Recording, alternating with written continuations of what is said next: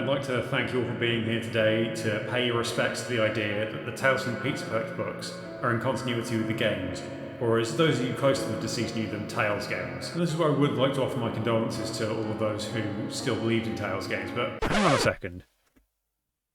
Are we sure they're dead? Because this isn't the first time that we thought this debate was over. So before we write down that time of death, do you think we should at least check for a pulse first? First things first, why do people think Secret of the Mimic has ended this debate? Well, to borrow some terminology from Petrichor, why do people think that the Tales from the Pizzaplex books and the games can no longer be congruent? And yes, I am completely fed up of using the word continuity. So the first signs that the games were diverging from the books came before the new game even was released. After the initial signs that we were getting elements of the Mimic story from the books being brought into the games, like the White Tiger and the Murray name, certain other details seemed perhaps different to what we were expecting. For starters, Murray's costume manor is a location that's never been mentioned in the books. Instead, Edwin operated out of an old lace factory, which is never described as having fancy signage for the world to see. Then in the trailer, Dispatch refers to Edwin as merely a contractor for Fazbear, whereas in the books, his company is outright bought by Fazbear long before his disappearance. But seeing as the game wasn't,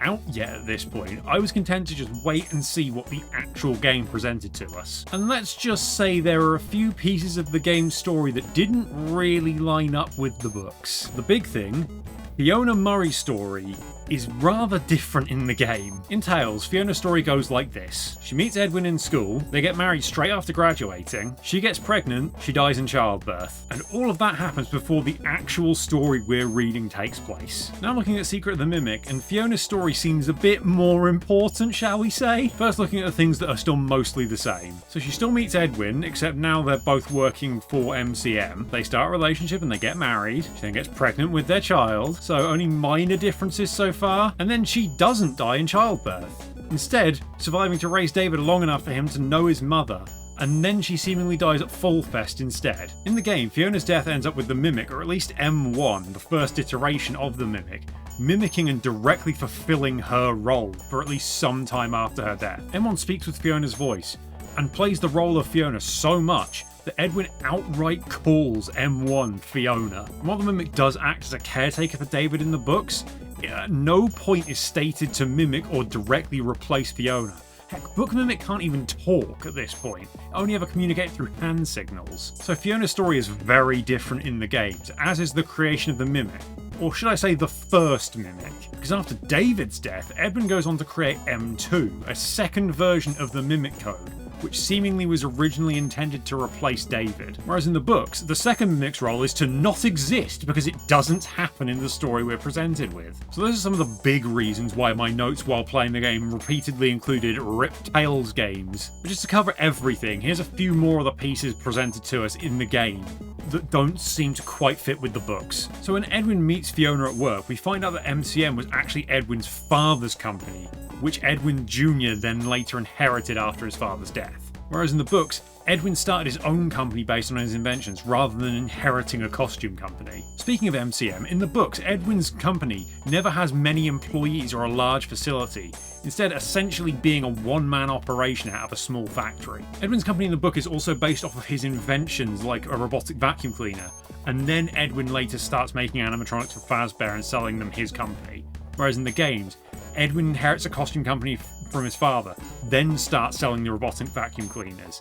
He also starts work on Fazbear projects before losing his company to them in a hostile takeover of sorts. In the games, David dies on his birthday while Edwin is readying a party for him with the employees that he doesn't have in the books. There's also no mention of it being David's birthday on the day he died in the books. The final potential contradiction I'll mention here is the pretty high likelihood that Edwin is dead before the events of Secret of the Mimic. And while it's not confirmed to be the case, if he is indeed dead, then it'd be impossible for the events of the storytell to happen because, Edwin needs to not be dead for that to work. So with all that new information, everyone's on the same page now, right? I thought it'd be a good idea to just double check with you guys what you think. And it wasn't entirely unanimous. While the majority now don't think the books are congruent with the games, roughly a quarter of the people that answered still think they are. So we've looked at the differences between the books and the game. but it's not a completely different story. If you were to write a bullet point explanation of each of the stories, you'd get a solid amount of overlap. Edwin and Fiona Murray have a son named David. Fiona dies. Edwin builds an animatronic endoskeleton which learns by copying what it sees. Edwin uses this animatronic to look after David. Edwin performs upgrades on the software of the animatronic. David dies. Edwin attacks the animatronic after it mimics David, teaching it violence. The animatronic then goes on to kill a bunch of Fazbear technicians sent to retrieve Edwin's work. The mimic ends up in the basement of the Pizzaplex many years later. A lot of the major story beats are the same. It's just how we get between them that seems to be different. And even then, there's one detail in the game which suggests maybe everything isn't all as it seems with Fiona's story. In a game where the story seems much more straightforward and directly presented than we're used to in FNAF, this one note is one of a few things we find that start to complicate details a bit. Memory error. Detail report. We were expecting. There were complications. Consciousness was lost for an undetermined time. Once I woke, we were all together and happy. A family. But something was different. I felt wrong somehow. Was I me? I would never sleep again. Corrupted file suspected. Please advise. So, huh? We were expecting there were complications. Now then, this sounds a bit like what happened in the books. Like the whole note feels a bit like it's somehow describing a situation where Fiona did die in childbirth, and then the mimic wakes up believing itself to be Fiona sometime later. So does this mean that Fiona did actually die in childbirth and the games and books can be somewhat more congruent than we thought? I mean, sure, if you ignore the mountain of other evidence to the contrary. Fiona is known publicly to a lot of people right up until her death at Fall Fest, and the mimic only acts like Fiona.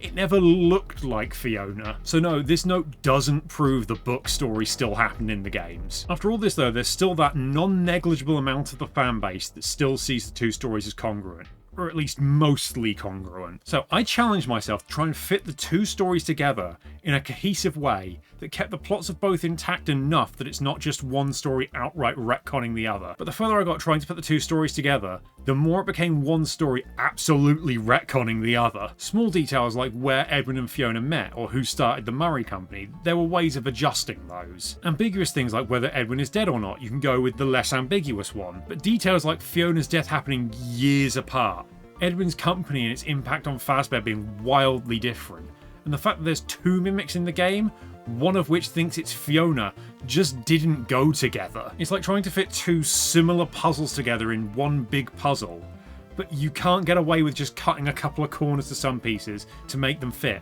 You've basically got to throw out most of one puzzle until you're left with pieces that don't really add much to the picture anymore. Now, if that analogy makes no sense, because why would you try to put two different puzzles together? That's kind of my point here. These two things don't go together. Hey, if you want to have a go at trying to put the two stories together, and you think you can do a better job than me, because come on, you can't do a worse job than me, have at it in the comments. But Tales from the Pizzaplex isn't the only FNAF book series with questionable congruence.